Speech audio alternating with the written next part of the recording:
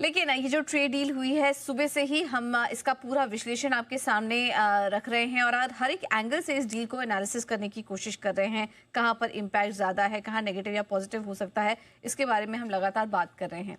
और ये जो डील हुई है, जिसे कि फादर ऑफ ऑल डील्स बोला जा रहा है, इसका असर सबसे ज़्यादा टेक्सटाइल, ऑटो और सी फूड सेक्टर को पड़ सकता है। तो किसको फ़ायदा मिलेगा, इस पर खास रिसर्च लेकर हमारे साथ जानवी इस वक्त मौजूद हैं। जानवी, बताइए कौन कौन से सेक्टर को यहाँ पर फ़ायदा होगा? बिल्कुल, आपने 3 सेक्टर्स के नाम ज़रूर लिए, तो उन्हीं 3 सेक्टर से शुरू करते हैं। सबसे पहले टेक्सटाइल। अगर देखें तो इस सेक्टर के लिए बहुत बड़ी डील है, क्योंकि टेक्सटाइल अगर देखें तो भारत सबसे चौथा बड़ा एक्सपोर्टर है टेक्सटाइल का यूएस के लिए। अब यूएस में करीब सालाना $10 बिलियन का जो है टेक्सटाइल एक्सपोर्ट करती है भारत, जिसमें गारमेंट्स का $4.9 बिलियन हिस्सा है और होम टेक्सटाइल्स का अगर देखें तो $3.9 बिलियन हिस्सा है। 7 से 8% का जो हिस्सा टोटल यूएस का इंपोर्ट होता है उसमें भारत का आता है।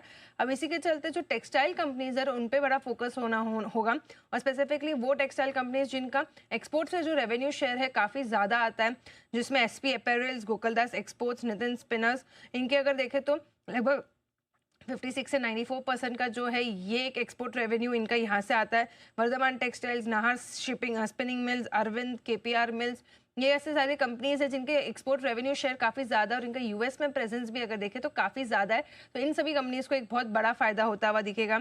जो दूसरा एक बड़ा इंपॉर्टेंट सेक्टर है जिस पर पूरा एक इम्पैक्ट आता हुआ दिखा है, वो एक ऑटो एंसिलरी का पार्ट है, क्योंकि ऑटो एंसिलरी भी अगर देखें तो काफ़ी बड़ा एक्सपोर्ट होता है यूएस में, जिसमें भारत फोर्ड, जिसका स्टैंड अलोन रेवेन्यू अगर देखें तो 32% यूएस से आता है। Sona BLW 30%, Sundaram Fasteners 22%, Balkrishna Industries, Sundaram Clayton, GNA Axles 27 से 15 टू 27% का रेंज यहाँ पर भी है। रामाकृष्ण फोर्जिंग्स का 17% का रेवेन्यू यूएस से आता है। एमएम फोर्जिंग, संसेरा इंजीनियरिंग में भी देखें तो 10 से 15% का जो रेवेन्यू है वो यूएस से आता है, तो काफ़ी बड़ा रेवेन्यू बुक वहाँ से, तो इन कंपनीज को भी एक बहुत बड़ा फायदा वहाँ पर होगा।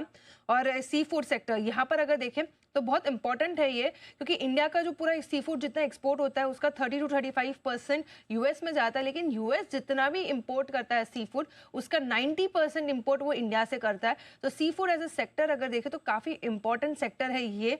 एपेक्स फ्रोजन 63% रेवेन्यू अगर देखें तो ये यूएस से आती है। वाटर बेस 40% का रेवेन्यू और अवंती फीड्स 14% का जो रेवेन्यू है ये यूएस से आता है। ये तो 3 मेजर ऐसे सेक्टर्स है जिन्हें ये ट्रेड डील से जो है बहुत बड़ा फायदा होता हुआ दिख रहा है। बिल्कुल, तो ये 3 सेक्टर्स अभी फिलहाल बताए जा रहे हैं जिनको की फ़ायदा मिल सकता है। हालांकि अभी फाइन प्रिंट का हम वेट कर रहे हैं कि प्रोडक्ट वाइज क्या कुछ यहाँ पर बदलाव होते हैं, लेकिन सुबह से ही हम देख रहे हैं कि इन सभी सेक्टर्स में एक्शन है। वैसे तो चौतरफा खरीदारी का माहौल है इस वक्त, लेकिन कुछ स्पेसिफिक पॉकेट्स ऐसे हैं जहाँ पर कि हम अच्छी तेज़ी देख रहे हैं।